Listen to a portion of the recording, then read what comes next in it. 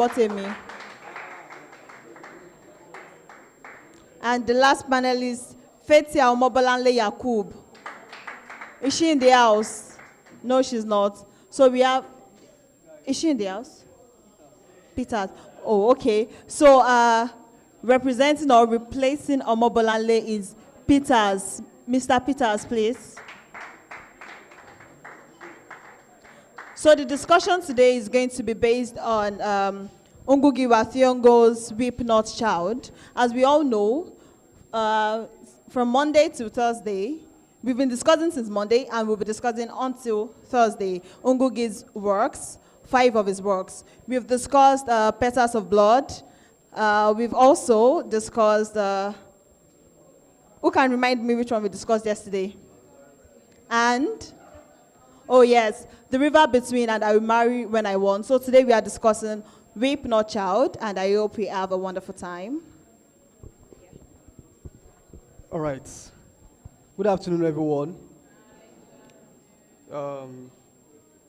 Of course, we were here some months ago to discuss Ngugi wa Thiong'o. I think we were at the museum, and it's actually an honor to be here again to discuss one of his very first books, Weep Not Child. And with me here, I have John and Peters, who I'll be engaging, of course, to share their own views, opinions on the series of engagements we'll be having. So the first question I have here for you, John, is when you read the book, Weep Not Child, what comes to your head as regards the title? Like, what did you think might have spurred Ngugi wa Thiong'o up to think of such title, and what is the correlation of that? Maybe giving them that comfort is just an illusion. But nonetheless, we always say that we have to be hopeful. So for the characters, Weep Not Child is just a way of giving them hope after reading the book. A better future seems quite bleak. Yes, it seems quite bleak. But we always say sometimes when we speak to ourselves, we say, oh, stop saying things that are negative. You can kind of see probably the immediate future or maybe some steps ahead, and you say that, oh my God, this is not looking good. Nonetheless, you keep saying, it is well, it is well, it is well. So it is well. So just when things happen,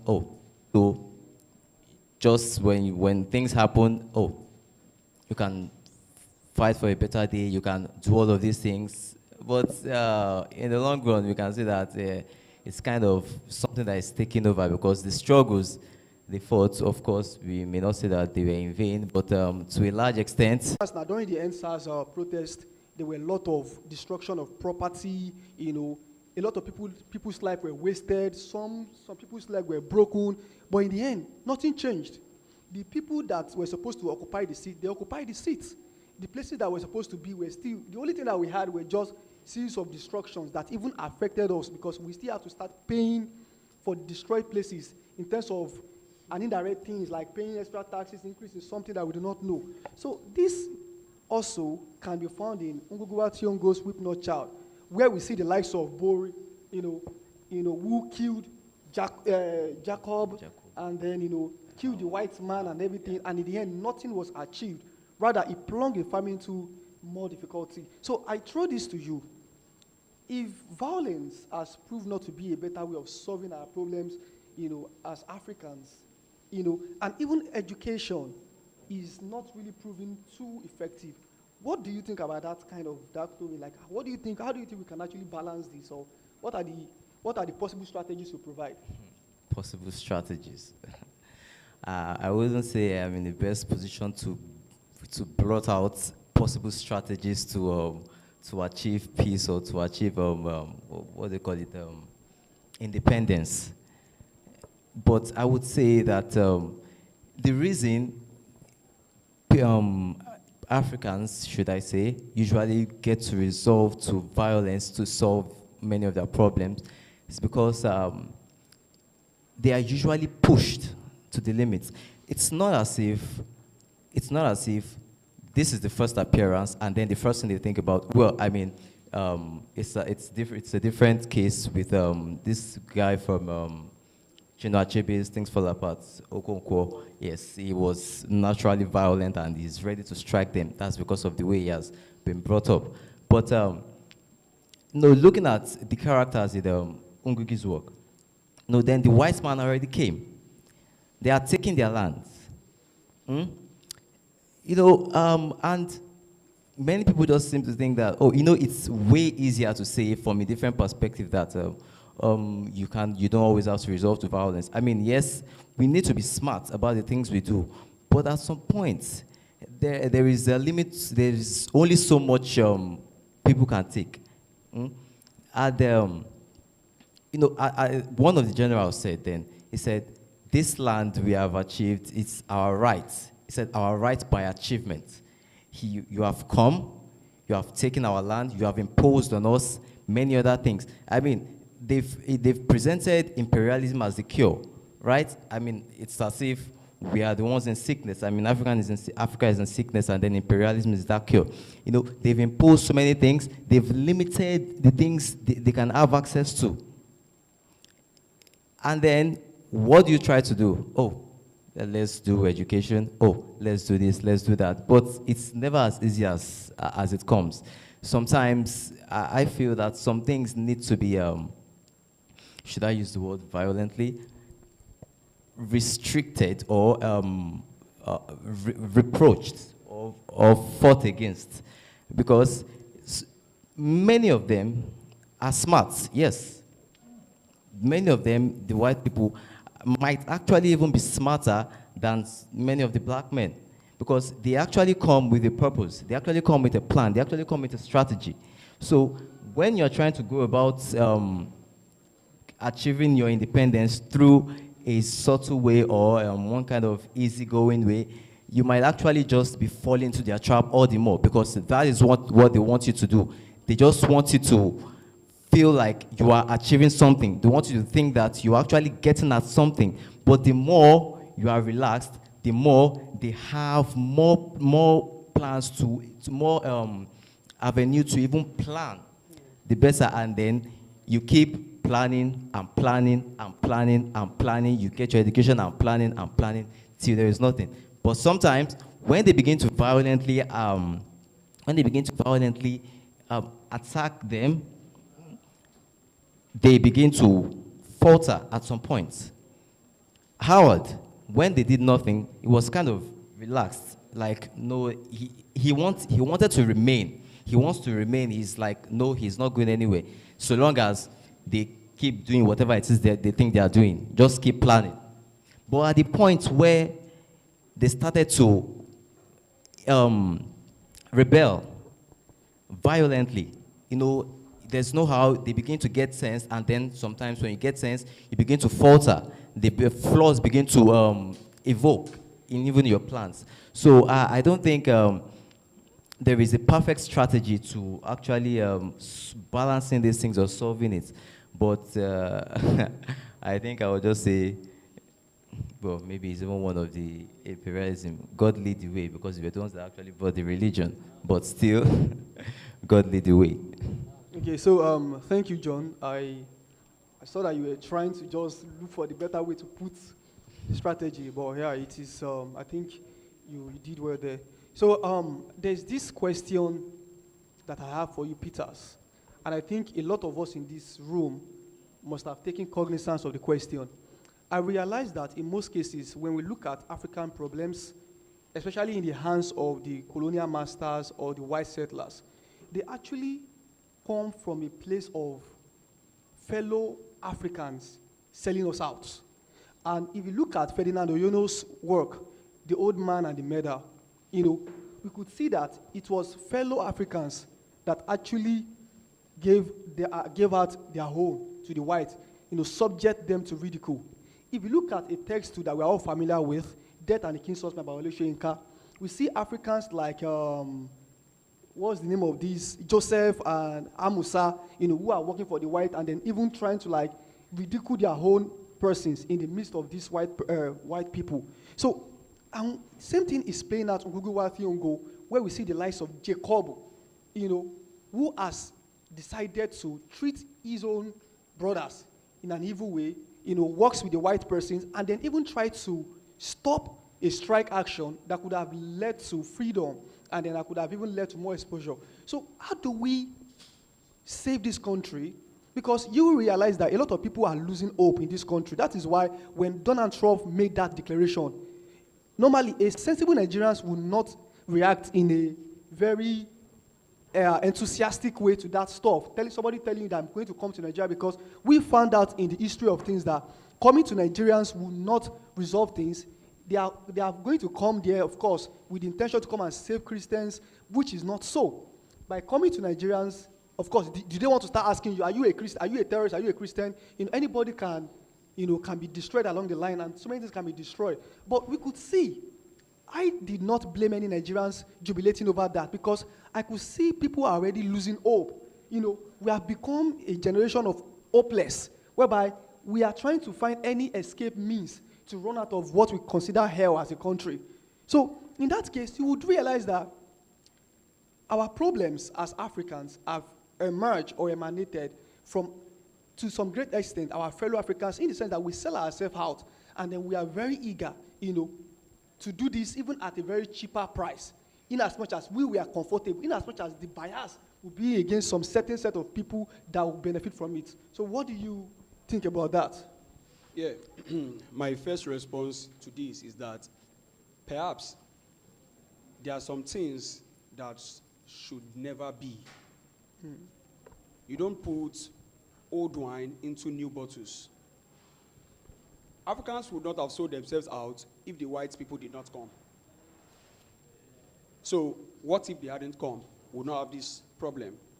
You see, there are some problems when birthed. They give birth to a cycle. It keeps on going, and going. And that's why you see that and things fall apart. Even though Okonkwo stands up, to the whites, he ends up dying, right? They sold him out. When he stood up to fight, everybody ran away, right? In the river between, I've forgotten the name of the protagonist. But at the end of the day, he falls because his people cannot even come together in unity, right?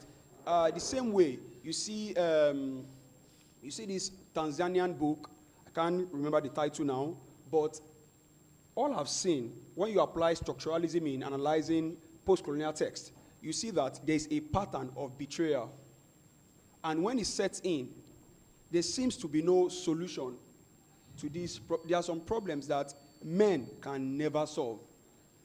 We will work with these problems till we die, because the birthplace of this problem was actually beyond our capacity in the first place. Why did we do it? No writer till date has been able to give a perfect answer to what should have been.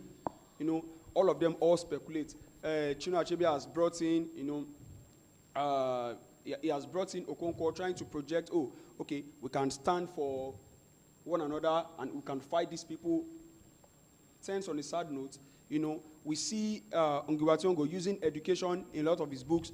These protagonists still fall, because when some problems come in, they birth other problems, and when problems are too many, we cannot contain them. So maybe there are some things that should never be. That is it for me. Okay, good. Thank you so much, Peters. I really like that, even though I do not agree with everything you said. Especially the very first statement. Okay, did he actually use education? I mean, what did you mention? What did you say about you, Ngugi, did with education? He said he used education to do what? Yeah, all right. He uses some of his, his character. He places some character on the path of education, and they have it in mind that, when I go to school, I'll be able to liberate my people from the shackles of ignorance. So I believe that when my people become learned, they will be able to stand up to the white man. It does that. Is it stand up to the white man or stand with the white man? Stand up to the white man. Okay. He believes that, the white man has education, and that is why he can conquer us. Perhaps if we have what they have, we can stand up to them. It does that clearly in the river between. Okay. The man sends, I can't remember the name of the main character now. He sends him to go to the land of the white man, that go there, learn their secrets, come back here, perhaps we'll be able to battle them. Okay. Okay. How about this Whip Not Child? What's the name of the protagonist? The boy who Njoroge. Yeah. So, do you think Njoroge actually wanted to acquire education to stand up to the white men? Yes. Okay. In actual fact, Njoroge, I actually see Njoroge as somebody who is passionate about education, but not necessarily because he wants to stand up to the white man. They've presented. He wants freedom. He wants freedom. Yes, because they've presented education to him as the enlightenment, as the way forward. So he wants to be able to be among those people. He does not necessarily want. He never actually thought about fighting for his people from the beginning. He actually wanted education because it seemed good. So at that point, I would not say, what do they call him? Ngugi wa Thiong'o has presented education as a way to stand up to the white man, but as a way to stand with the white man. Even in decolonizing the mind, they also, yes, is that cool? So he made us realize that those white men, they've brought in, one of the greatest strategies they use is that of what they call cultural bomb. So a way that makes people want to alienate themselves from their own culture and attach themselves to that which is farthest to them, farthest from their culture. So that way, everybody wants English. They want the education. That's why you see, it's just like we see with many parents, even in Nigeria, that so they don't actually see. They don't actually realize the importance of their culture anymore. They just want to be able to stand with the white man. They want to be like, oh, you want to walosi loyinbo, not because they want them to gain knowledge that would help their culture or their country, but so they can fraternize with the white men. Okay, so hold on, please. Can you see the kind of complexity this is causing? You have your speculations, I have my speculations, he has his own, everybody has their own here. That's why I told you that there are some things that should never be. Yeah, they will only cause complexities that we cannot be able to solve. If everybody should come out here now to give their solutions to the problems, it still won't be enough to do it.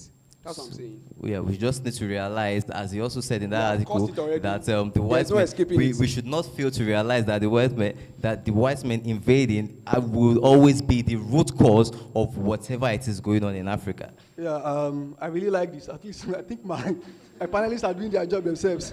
Okay, so Peter, a quick one. In your statement, you said something which I do not resonate with, and that is on the issue of Njoroge. It doesn't really strike me as a special person in the narrative. And I will tell you why. Nobody set out to say, this is what I want to become with desperation. For instance now, if you are there's this aphorism that when you pursue something, with too much consciousness, you may not get it. People who come out to become great writer, they didn't say, I want to become great writer. Or people we see who are revolutionists now, they didn't really, it was just like a thing that they just started doing, because they felt it was just the right thing to do, So if you look at Njoroge, it's like the family wanted him to go to school. Yes. And then they were like, and I think passion, when you see people who go to school and then eventually become, like, it is inborn, like they are really that passionate that they saw a vision that they would have achieved, even though you argue, of course, that he wants freedom, But he seems like a quite nonchalant, like a bicycle person, unlike Bori, you understand? Yes. Though I wouldn't say the character of Bori is perfect because to some extent it was flawed. It was irrational. He just wanted the land back and he killed Jacob and he went straight into the white man's place and shot him at the head. That was what we were thinking we were going to do during the NSAS, probably going to the political offices. Okay, this is the president. You die, But then it doesn't resolve because you can't kill people without having a structure. If we had killed all of these old men, what structure do we have in ground? Is this how probably would have been scattered again and then be immersed in the brook of tribe and religion? So I wouldn't say it. I know you agree with me, but I wouldn't say it's actually. I wouldn't say he's like a hero or somebody who actually would have fought for the freedom, even if he had a good education. All right, so moving on, there's another aspect I want us to examine as regards Weep Not Child, and that is the aspect of love between Ngojore and what was the name of the lady?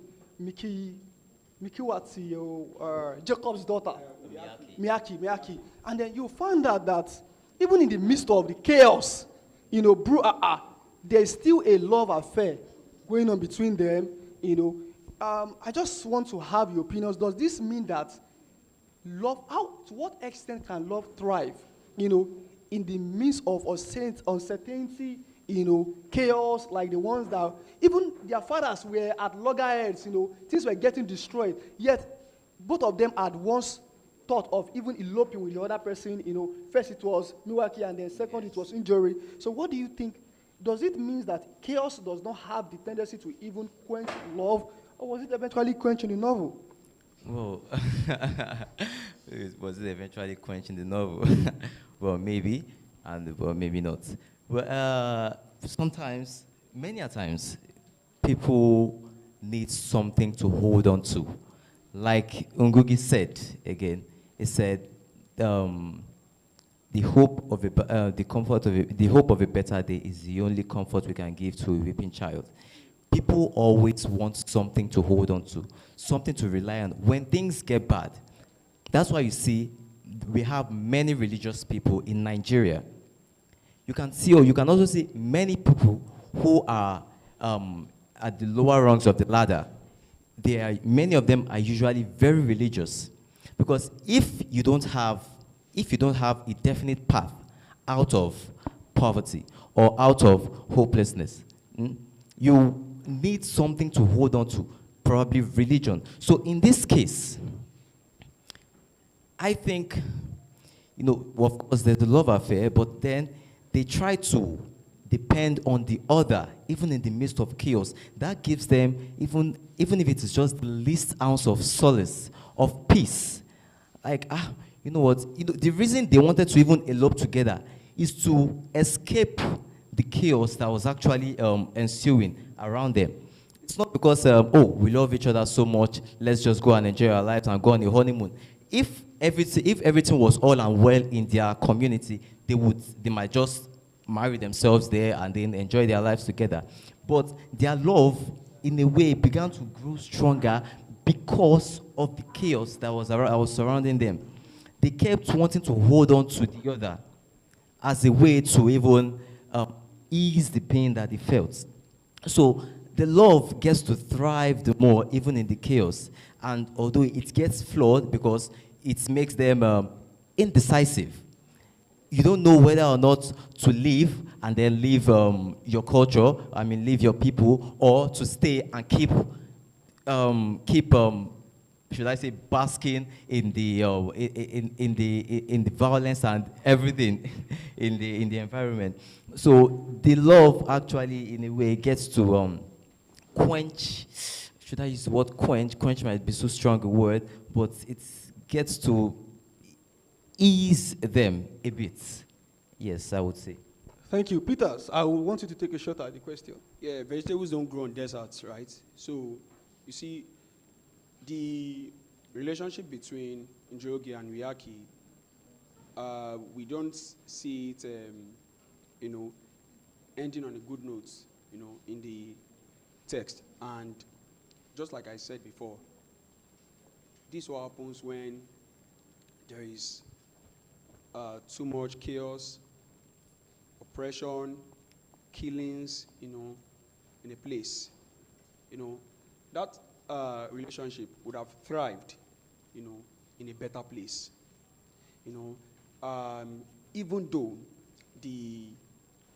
their relationship reflects innocence and hope for a better future, right? We could see the tension. They could not even stay with each other for long periods of time and all of that. So yeah, I think that's also a message. That relationship is also a metaphor that opens our eyes to what can to some of the consequences of imperialism, colonial imperialism. You know, that is it. So that's how I see it. Okay, so thank you guys. I think you actually did well, and then, of course, I just want us to give a short commentary on the writing style and language of Ngugi wa Thiong'o.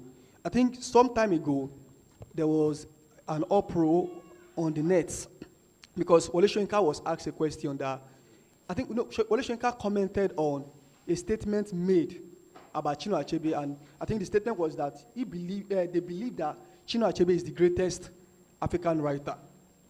So they now asked Wole Soyinka, what did he think about that? And I think Soyinka said that it would be too limiting, or too maybe quite unfair to tag a title of greatest, African writer on a single person, and then because this is the fact that most Nigerians, we use our own writers, to judge what greatness is. Fine, at the global stages, it's like Nigerian dominates. Our musicians are like the ones representing Africa in most cases, But then there are people in other parts of Africa who are also doing well, People who are also winning. So it's not just about Nigeria. So if you have not read stories written by a Ghanaian, a Kenyan, a Tanzania, you cannot conclude that one person is the greatest writer in Africa. You can't even say Wole Soyinka is the greatest dramatist, in Africa. Because there are a lot of great dramatists. We have Femi Osofison, we have Niyo Shundari, we have those that write from other parts of Africa that are non-Nigerians that we do not get to read them only when they are recommended. So Soyinka said it's not really a good tag. Now, when I read Ngugi wa Thiong'o, I'm a lover of Achebe, down from Hour of God to Things Fall Apart to No Longer at Ease. And one thing that strikes me about Achebe's writing is that it is the simplicity. But simplicity is not the same thing as threadbareness. Achebe is simple, but he's not writing something that he will just discard. There's a way he brings in this, African oral culture, just make it beautiful. He doesn't mind calling something maybe Eze title, maybe a fule or something. So he will put in there as it is. Now, and then coming across Ngugi wa Thiong'o some years back, I read Petals of Blood, Weep Not Child, and I think he wrote one play with another person, I Will Marry When I Want, or the likes. And I'm like, this person writes so beautifully well. Ngugi wa Thiong'o's writing too, you will see his voice.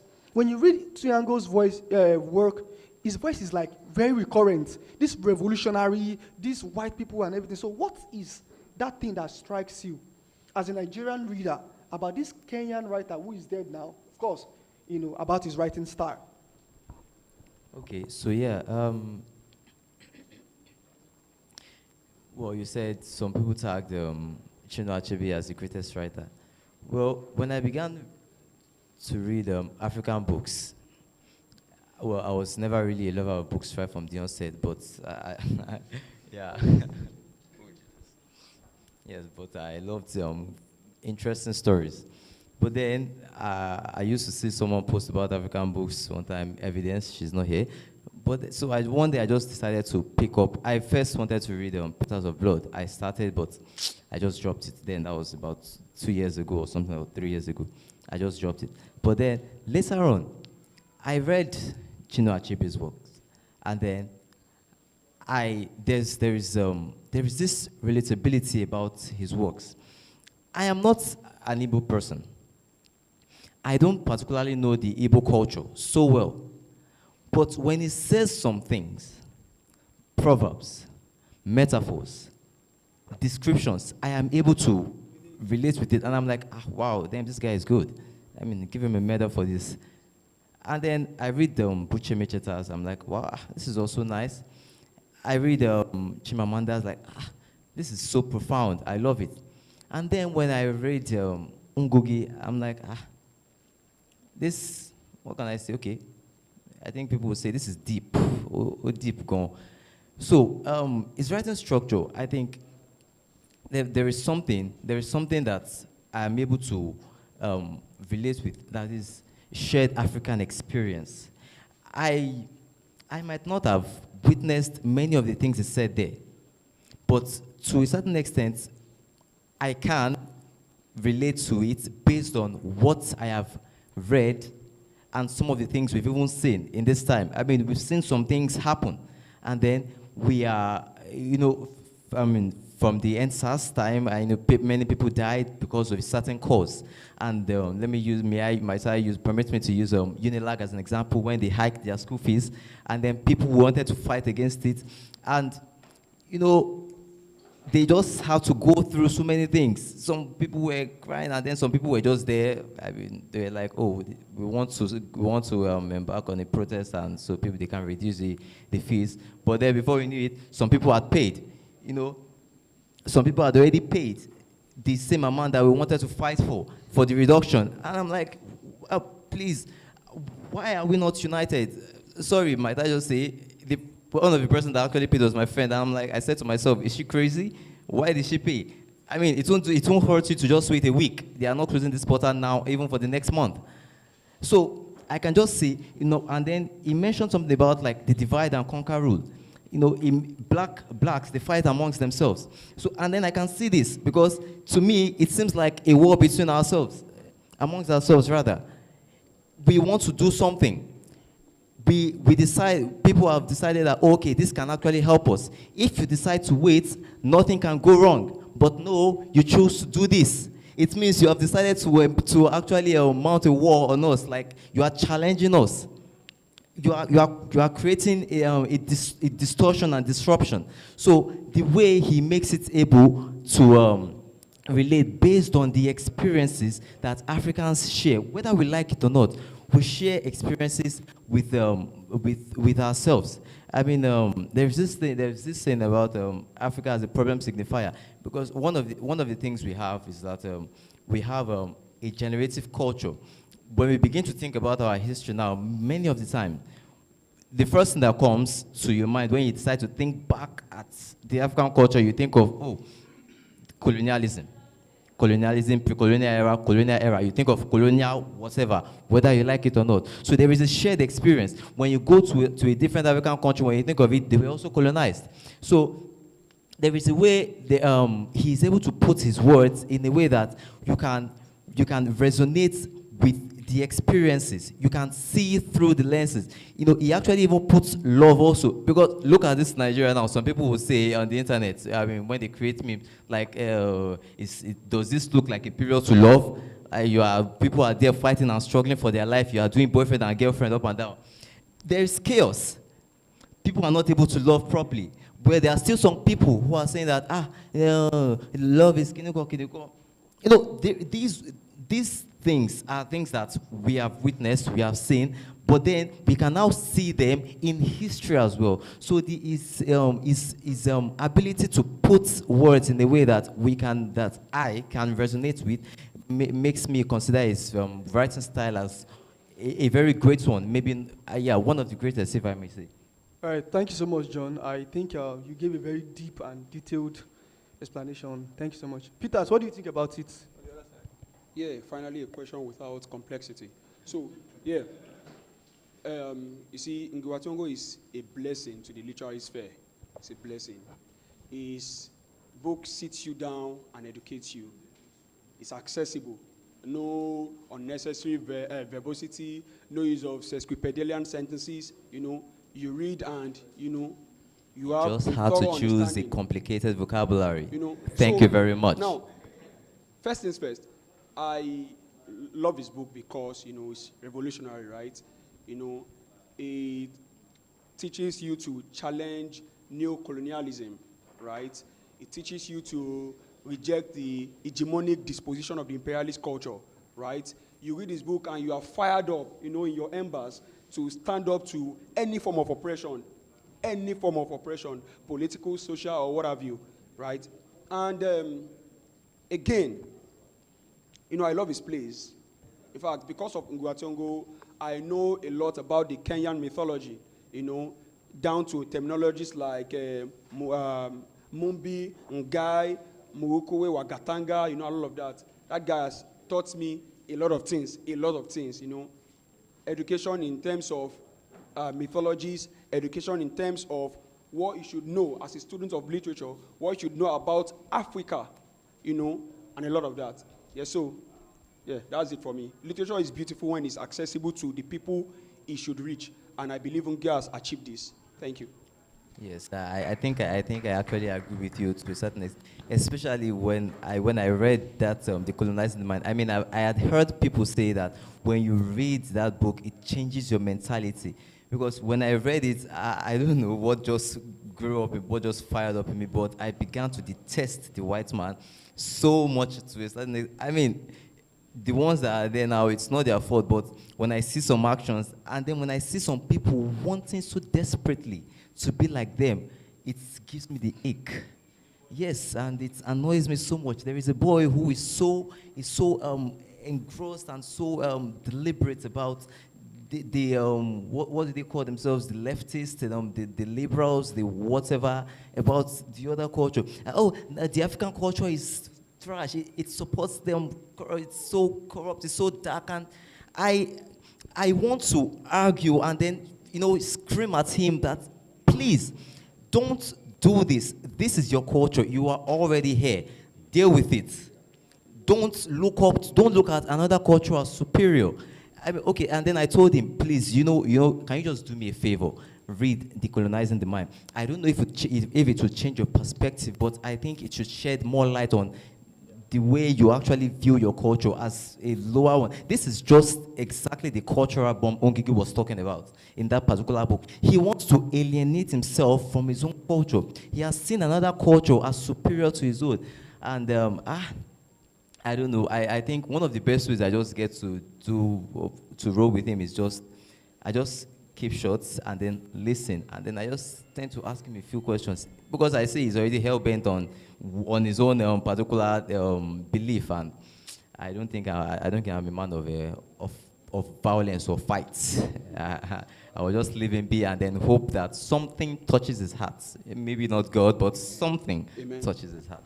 Okay, so thank you, my panelists. So I would actually want to engage the audience now. Questions, but please, they have to be very brief. I know I have a question and very fast. But before I do that, I remember that it has got to a stage in Africa or Nigeria that sometimes you do things that are cultured in our own way, and you are embarrassed. For instance, now you go to Yamoria place now, people are eating amala with spoon, and when you want to use your hand, you are looking around, am I doing the right thing? You are feeling embarrassed, for being an African, and then when you are trying to use your hand, you are doing like this. You look around 1 or 2 times again, you understand? You laugh, you drink water, you take it again. Whereas the African culture is some like you wrap up your sleeve, wipe very well, understand? Wash your hand and then take it in. But then, honestly speaking, you sweat from your brain and feel. You will remove your yeah, it's so sad. You want to eat chicken now, they give you knife and fork, and you have to be holding this down, cut it, and then eating it. Normally, you should be able to just... So yeah, that is just by the way. So question and answer for the audience very quickly, please. Please, can we have a mic for him?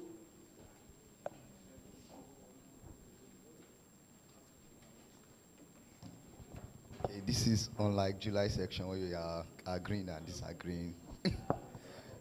Okay, well, my question is this. Okay, so my question is this. It's about, what's his name? Ngugi theory of liberation. So will you rather say that Ngugi is more of a diplomacy? He believes that diplomacy would have gained Kenya a better, what's his name? A better independence, or rebellion would have gained Kenya rebellion. It's a two-part thing. So that's the first question. Which is Ngugi's belief? Is it the diplomacy or the rebellion part? Now, the second question is, do you think that, according to Ngugi, that the Mau Mau War, let me just say it is a metaphorical, let me just take it metaphorical, that the Mau Mau War have caused the birth of the aftermath of Africans' independence in terms of the military regime that we experienced and the civil war that we experienced after it. Is it that, it might not be Mau Mau in a particular setting, it can be another thing. For example, in in what's the name? In Nigeria now, we have something similar. We have this war, Aba woman riot. Now I'm just saying the pre-colonial riots, that kind of thing, which actually precede independence. Do you think that the Mau Mau, using the Mau Mau as a metaphor, do you think that Ngugi is of the notion that this war that we experience, mobilization of ourselves and going against the government, have actually leads to the post-colonial experience that we had? So let me quickly repeat so that you can get it. We got You them. get it. We got them. So anybody has any questions so we can take them at once? Nobody else? Okay. All right. Good afternoon, everyone. Mine is more or less a kind of observation and perhaps a question, sharp. Okay, so yeah, because we've kind of dwelled too much on complaining about what the white has done to us, you know, as a continent. But I want us to, because Ngugi do not only actually shed light in that part. He also talked about how that, you know, we ourselves are actually the hamburger of the evils that befall us in a way. Because when we even say we call the whites out for what they have done, of course, how many years now the whites have, you know, they've gone back to their place, and still, for instance, Nigeria, this is about over 3 scores now, and then we are still where we are, we're complaining about the whites that have left for how many years? Why don't we look into ourselves and also see how well we can, you know, readjust ourselves and then concentrate on our issues and see how that we can have the best, you know, of ourselves here. So I just wanted to observe that Ngugi did not only particularly focus on that, so we should, you know, better explain that so that people can also get to understand that we ourselves, we have a lot of doings to do. Okay, Yeah, thank you. well, okay, well. So we are good to go. I think these are enough. So who goes first? Okay. Well, I think it's very easy to say that the change starts from you, but then the truth remains that you get influenced by things that have happened. Those influences, when it affects you, you pass it down to another generation, to the generation after, to the ones after, to the ones after. But yes, I think maybe it's good to say that we should better look at ourselves and then do this. Because looking at, we've read A Career of Hope, right? This Zambian book where the, what they call it, the colonists, I mean, they left a particular structure in their government, right? They came, they imposed, and then they kind of shifted their culture aside and then placed theirs above. And then by the time they left us with that structure that they have put in place. A complex, complicated structure. It is not just going to be as easy to do away with that structure and then bring the former structure back. It's very easy to say that, you know, we can just put it aside and bring our own structure, but in actual fact, achieving that, it's not just child's play. It will be more or less trying to remove that structure is like trying to break down something without knowing where it will lead. So the only option that they have would be to go with it and try to maneuver it and try to, you know, form it to what we actually want. But then trying to form it, it gets even more difficult as it even progresses. So, well, maybe you do have a point at saying we should look at ourselves. But then we should also know that even those, let's say, like the white people now, who we claim to be bad, there will also be some things amongst themselves. I mean, we're not the only ones that were colonized, right? Some other people have also had their issues of slavery. They do their things amongst themselves, and that's their problem. We would have done our things ourselves, and that would have been our problem. But they have brought something, and now that is our problem. Because that structure keeps influencing everything that comes forth. Because it has now birthed a particular problem that keeps going on and on for generations. Okay, thank you. I hope that answers the question to some great extent. You cannot be satisfied, I know, but at least. So Peter's, okay, to answer the question on asked by Taiwo. Okay, his own question, right? You asked if diplomacy and violence, you know, solve. Which did you choose? Okay, which one would you? Okay. All right. Well, looking at the history of Kenya, anyway, if we down from the time of Kimati to AUK, KY, all then down to the Mau Mau rebellion, we see that at the end of the day, we could actually see that it's a juxtaposition of the two that ends up, giving us the independent Kenya, because after the Mau Mau War, then came Kenyatta, right? He rose to become the president, right? And he was a diplomatic fellow.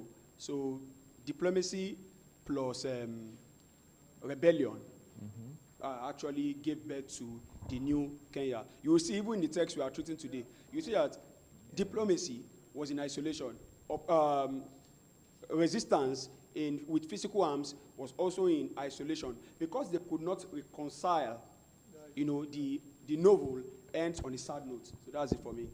Okay, so thank you so much, my panelists. Before I totally round it off and then we can give room for other persons, I just want to give like a final commentary on what Victor said about the fact that we have to emphasize, when it comes to change or problem in the country, we do not only have to blame those we consider the evil the perpetrators of the evil, we also have to blame ourselves. And I think we can even contextualize this to a country like Nigeria we are all familiar with. When it comes to issues, we are quick to blame the leaders. Of course, our leaders are responsible for most of the problems, that we may think we have today. Probably even ethnicity and religion problem, they are what our leaders, could have been said to have weaponized against us. And in fact, I'm of the opinion that we may not be able to solve the issue of ethnicity and religion for life. This is just going to be our reality. We can only manage it. But then if we look at the fact that we ourselves as citizens, we have to come to terms with the reality that we are not free from the problems of Nigeria. One way or the other, we have also contributed to the escalation of the problem. For instance, now you are in a room, where people are maybe drinking the bottled water. All of a sudden, you leave there, you drop the bottled water, and then you go home. You are also dirtying this place. You drink your water line on the road, you drop it. Some things like that. And then our media, Nigeria has a very bad media. With the way we present ourselves there. When it comes to award, we have award of dragging, of being violent, and but we really do not push good things out there being done on media. So how do your country want to progress? In fact, things that happen about US coming down, we heard that it's some person that have gone to feed the American president, and I think it's about Nigeria not being, So there are a lot of problems that we have, and this is not just about the leaders alone. Of course, we can hold them responsible, but every one of us has a shared portion of blame in what is going on. And until we admit that we ourselves, we have to look down and say, we ourselves have to do something, and not just looking for messiahs like Very Dark Man or the likes of them to come and save us, we cannot really progress. So I really want to use this medium to appreciate my panelists. I think we've had a very good session, and thank you so much for them.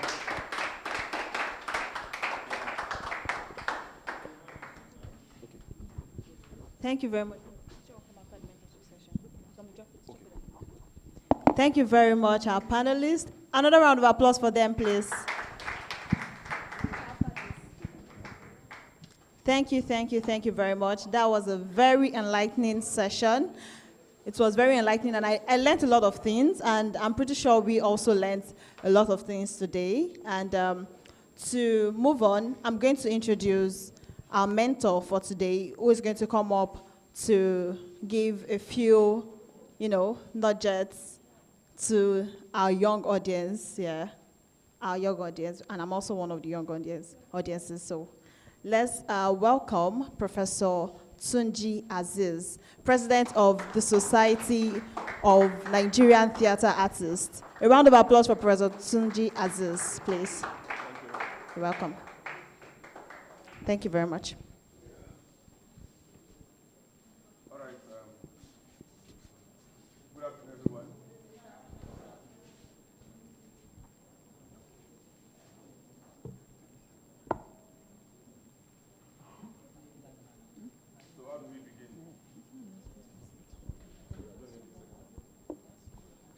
So how do we begin? First and foremost, I want to thank the last panelist for doing a very good job of Ngugi's work and his life. Because as I discussed this morning in the class, there is no society that has moved forward. And you can trace this, you can go to history. No society has made any progress without artists, whether literary artists or performing artists. So for doing justice to that man and his work, thank you so much. And then the last comment is about Nigeria. How do we see Nigeria? How do we project Nigeria? We've gone through slavery, we've gone through colonialism, and just like many other countries too. But why are we here now? I like the last shot about all of us being responsible for whatever it is that is happening. And on that note is what I want to begin the mentorship or mentoring session. So maybe 3 or 4 people should tell me what they do. What do you do? Anybody, randomly, what do you do? Because I need to know what to do before I say what, yeah. You write and you teach. You write, what do you write? Prose, poetry, drama? Prose and drama. And then you teach where? Schools. Thank you. Another person? Another person? Because for you to be here, first and foremost, you must be special. Do you know what I mean by being special? No, that question first. What I just asked now, that you are special, what do I mean by you, that you are special? Yes? No. Another person? You are thinking differently? Yes, in a way. If this place was for a musical concert, we'll be pushing people out of this place, we'll be flogging them. But a place of creativity and intellection hardly will attract a huge crowd. So that you are here to be part of whatever is happening here now shows that you have something special that many other people don't have, and that is creativity and intellect. And that you are willing to use this creativity to a positive end. And that's what I'm asking. What do you do? Yes. No, please sit down.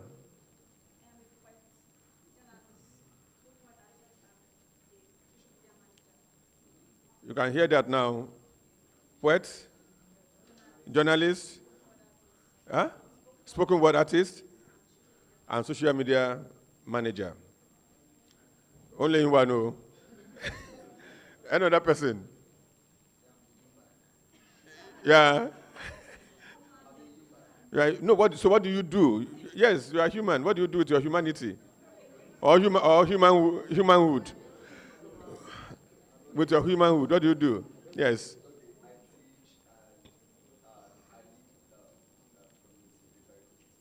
You lead literary community. No, you can't just lead literary community. There must be something that you do. You said you teach. I've taken teach. Yeah. PR. You are great poet. Page poet. Okay. Okay.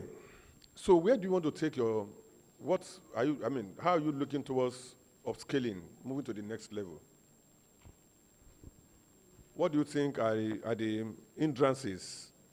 Because the first question is that where do you see yourself in 5, 10 years, in 15 years? Yes. I guess I'll stand up. Okay. Where do you see yourself in 10 years? Okay. In 10 years, I see myself doing great things in literary space. In literary space, yeah? I'm looking at.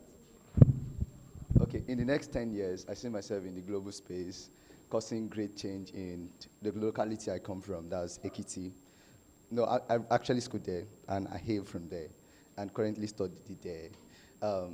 Because currently I'm trying to move a kind of change, which it seems as an illusion for now. but currently, I believe with...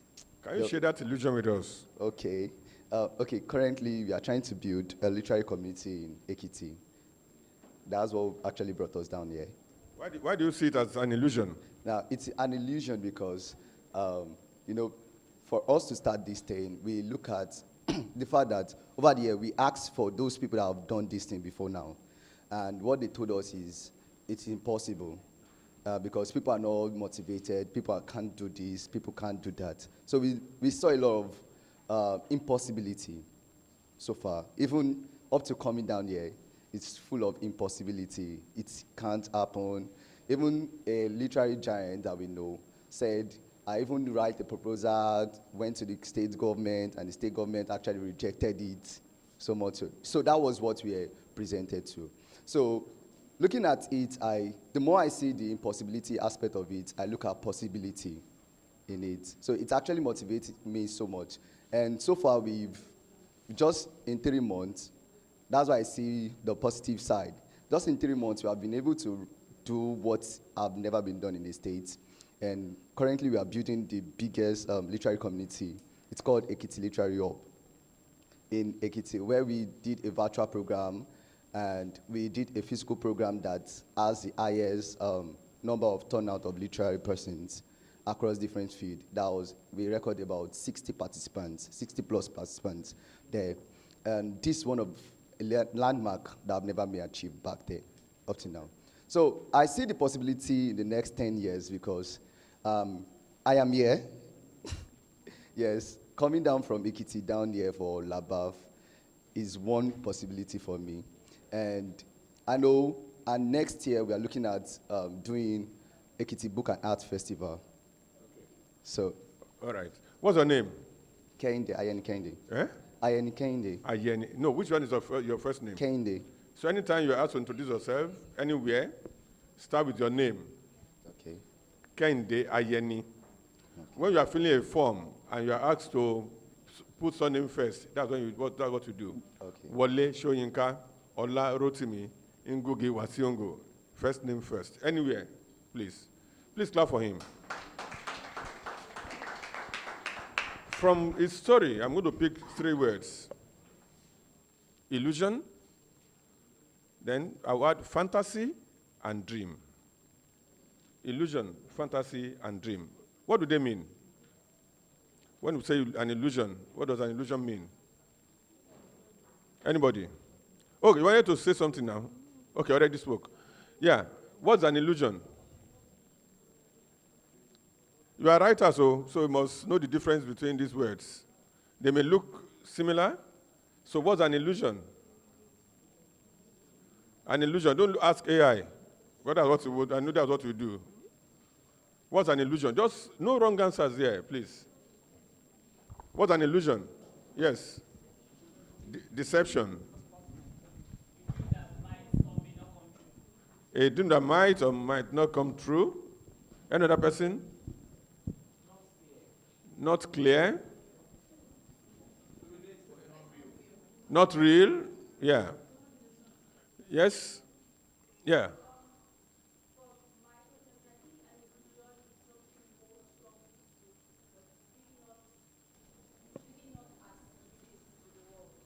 Not real. Yeah. What about fantasy? Yes, fantasy. Imagination. Imagination. And what about dream? Yeah? What you're envisioning.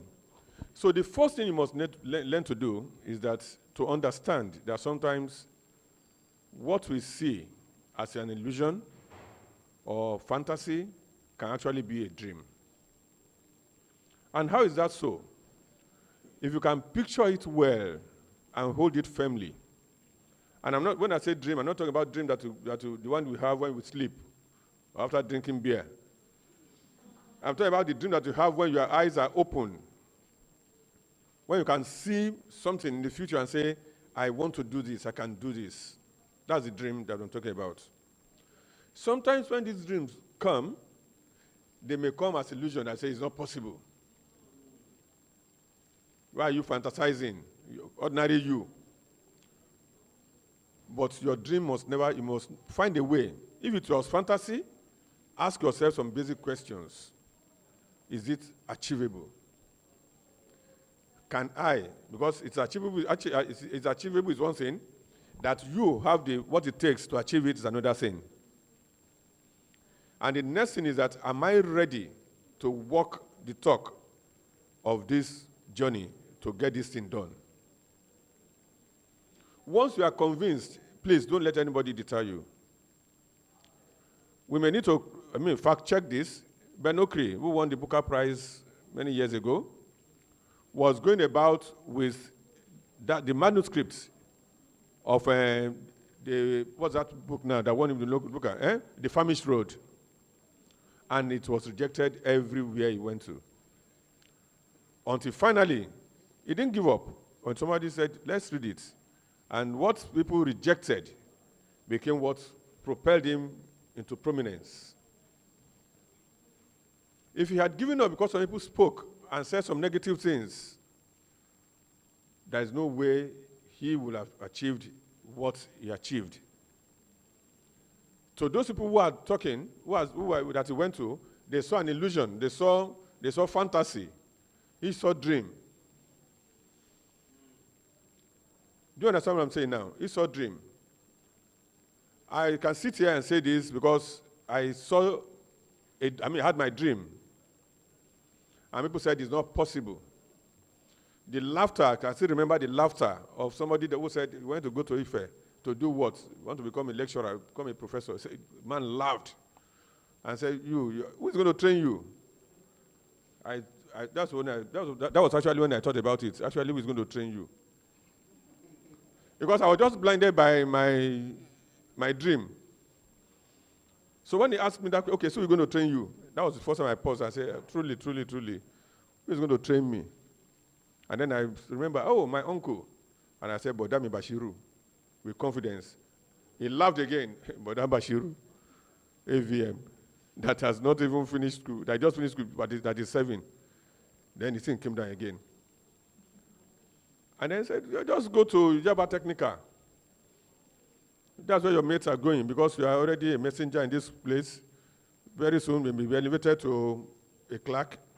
And then by the time you come back with that certificate, level 6, you are growing. And I said, what I wanted to study is not studied in Yaba Technica. And he said, well, I said dramatic arts. He said, ha, ha, ha, ha, ha, ha. Again. But I went. Was it easy? No. But here we are. So I've seen many young people have dreams, and people who can only see from where they are sitting down, run them down. So the first thing I'm going to say to you is that, first and foremost, ask yourself, is this an illusion? Is it a fantasy? Is it a dream? Once you can convince yourself that it's a dream, please don't throw it away. It will be tough, but you must never throw it away. The other thing is that you must be ready to work at your weaknesses. You must identify your weakness. It's the mirror. Many of us don't like holding the mirror to ourselves and see our ugly side, the bad side of our lives. You must learn to do that. If you're able to do it and say, this is who I am,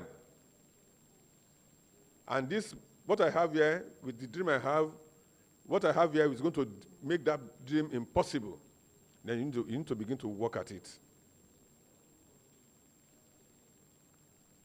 As writers, you want to become a writer, as that man has said.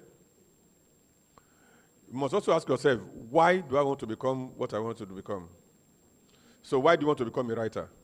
Why do you want to be, what do you want to do with your writing skill?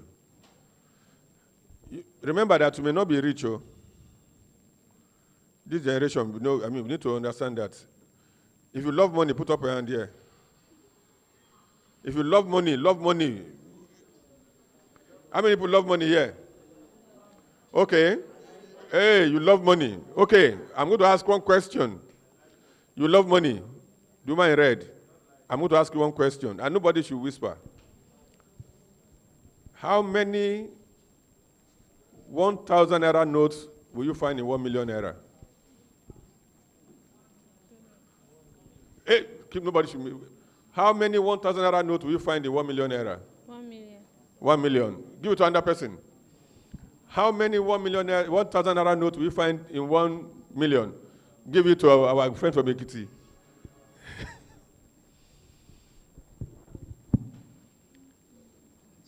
Oh, he's thinking. Give it to that woman at the back. How many 1,000 naira notes will you find in 1 million naira? 1 million. 1 million. Give it to that madam that is well dressed there. Give it to her. Yeah, this woman here. Yeah. How many 1,000 naira notes will you find in 1 million naira? 1 million. 1 million. How many? Give it to the woman beside her. Yeah. How many 1,000 naira notes will you find in 1 million naira? 1 million. 1 million. The woman in glasses at the back in black. Hey, they're calculating. Don't ask why. Hey, if you are... Hey, play a game. Okay. Give it to this side, this man here. We have not asked Hugo. How many 1,000 naira notes will you find in 1 million naira? 8,000, sir. 1,000 naira. Please clap for him.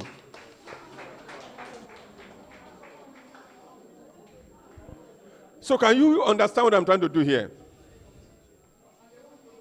And want to be millionaires. So you can begin to see how, you are still juggling it in your head, madam. You are still trying to reason it. 1,000 notes into 100 places is 100,000. So if you put 100 times 10, that's what will give you 1 million. That means 1,000. So we need to understand the value of money if you want to make money, and find a way to link your art to how to make that money. But you must first and foremost have financial literacy. We were not taught business. We were not taught how to make money with our art. I've done plays where I had to even pay, audience to come and see my play. Because when the audience, we have to pay some audience to come and see our play. So that we can have full house now, if not, because we didn't know how to market what we have. So now that you have this skill for writing, you are in a generation where you can monetize almost everything. Without making your art solely commercial, you must understand that true art pays in the long run, not immediately. I'm not saying you shouldn't write for medium for, different ghost writing, all those things now. Maybe that's what many people do now to make money. But those things should only make you just fit for today. If you want to, write in a way that will be remembered by generations to come, you need to take your thinking, your craft to another level as writers. It may not pay immediately. Please, silence there, please. The writer must use his craft for a purpose. You must discover what that purpose is. And you must be ready to also change with the times. Life is not static. So what will connect you with your audience? You must identify the things that are moving and one that are fleeting. Get the two expressions. Some things are fleeting. They will just last for a moment. They are transient. And some things will be there forever. So you must ask, as artists, as writers, whether literary or performing artists, what do I want to remember? How do I want the world to remember me? What do I want to do with what I have?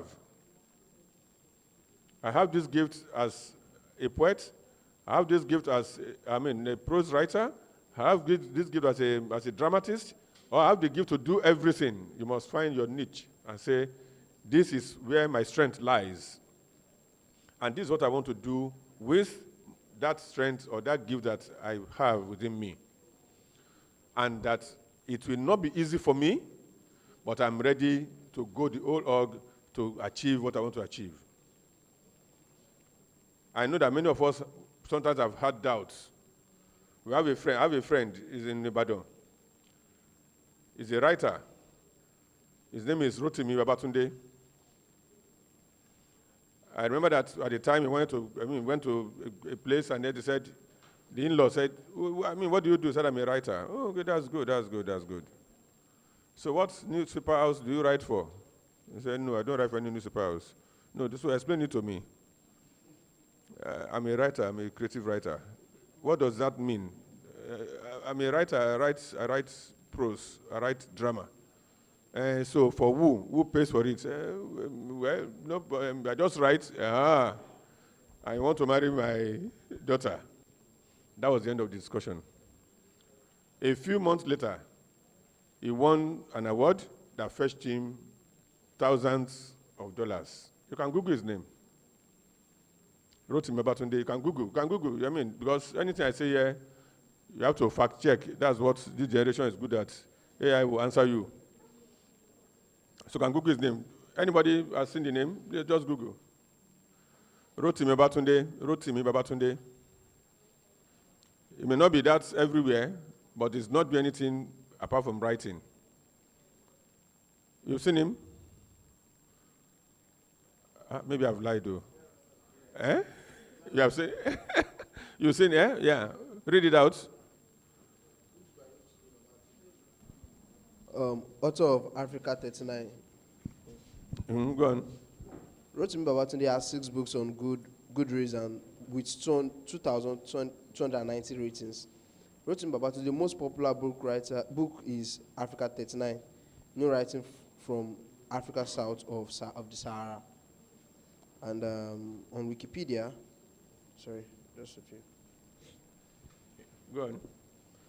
So in 2012, he collected the King Prize. The King Prize. Okay, let's stop. So I just got an example now. And the man didn't read literature or theater art or whatever. He was in engineering. And he came all the way from engineering. So you can imagine how people will see him.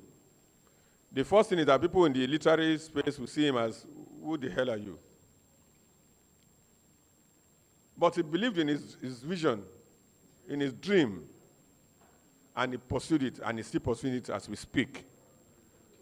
He's not working for anybody, he's working for himself, and he's living well. So you need to ask yourself, what is that thing that I have? How do I want to use it? And how do I want to be seen? How do I want to be remembered? I'll pause here and give you time to ask questions, please. Thank you.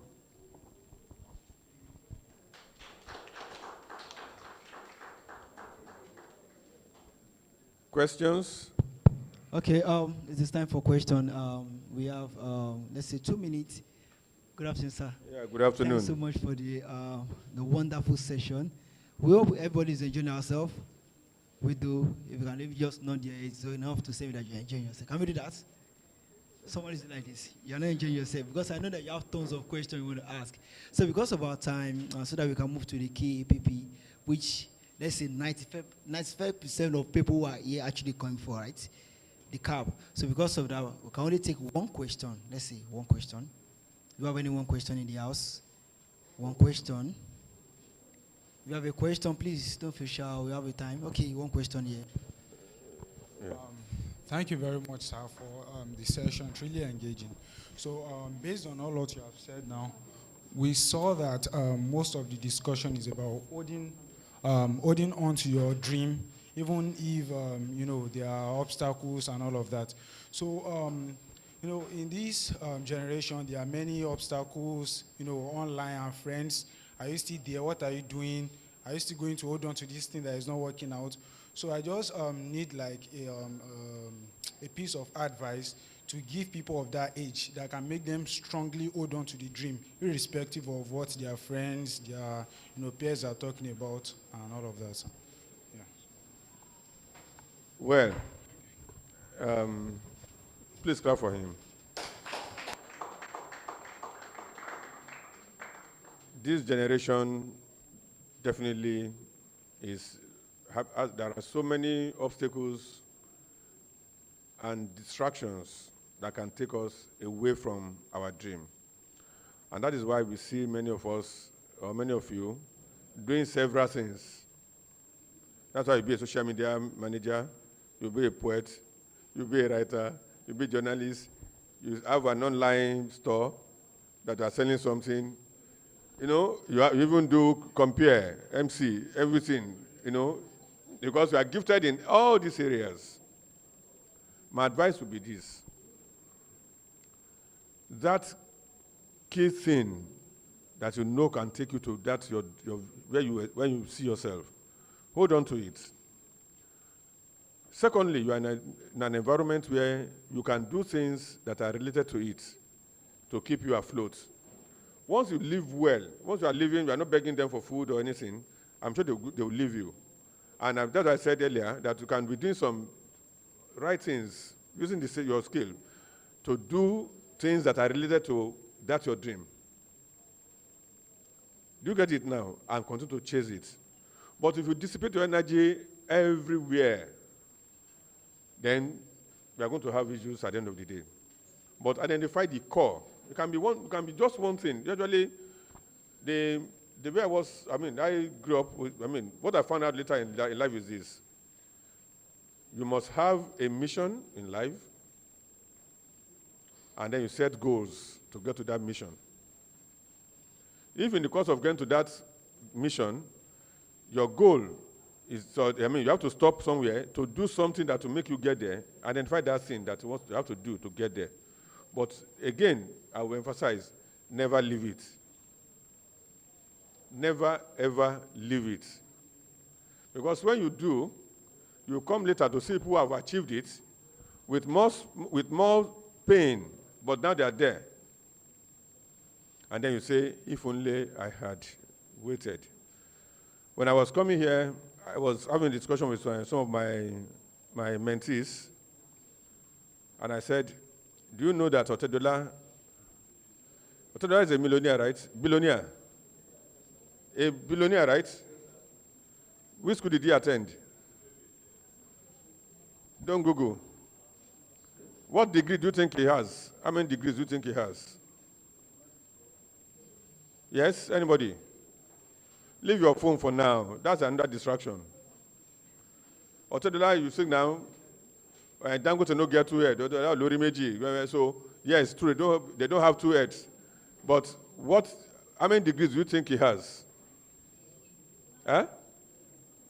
You are Googling, you already, none. He has no degree. He didn't go to any formal university. It is to tell you that you can have your dream. And when people are deriding you, whatever, you hold on to it. Now you can employ 10 professors if you want to start a university. You can employ lawyers. So understand what it is you want to do, what gifts you have, and stay with it. But when you begin to look at, okay, to survive, let me do this today. People say, I want to be successful in life. And I ask them, how? And to be successful now, work and make money. Work as what? So you must narrow down. And the tip I normally use is this. As a writer, your story is usually about somebody or a group of people who want something. Right? Your story is usually about a character or some characters who want something. Most time what they want is just one thing. So if you are doing it for your characters, you must be able to do it for yourself. What do I want? On this note, I want to say thank you for listening. Oh, somebody has a question. Somebody has a question there. No, we have to round off. Okay, you can ask in private. You can see him in private, yeah? All right. Thank you so much. Thank you very much, Professor Azeez. It was such a wonderful time. It was enlightening. So we would like to have the photograph session now. Yeah, I would like to call on all the panelists who had the previous session to please come up stage.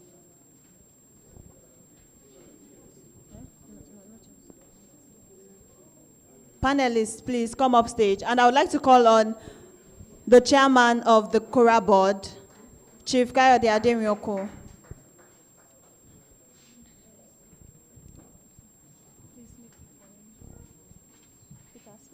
Chairman, you can come and stay. Yes.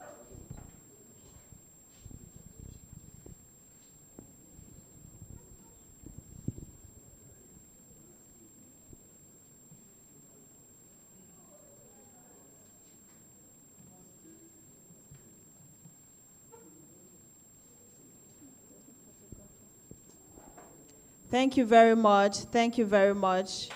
A round of applause for Professor Azeez again. So now we are going to be moving on to the Kayode Ademioko Poetry Prize that's going to be happening at the basketball courts. Students are to get their food, their refreshments at the basketball courts when they get there.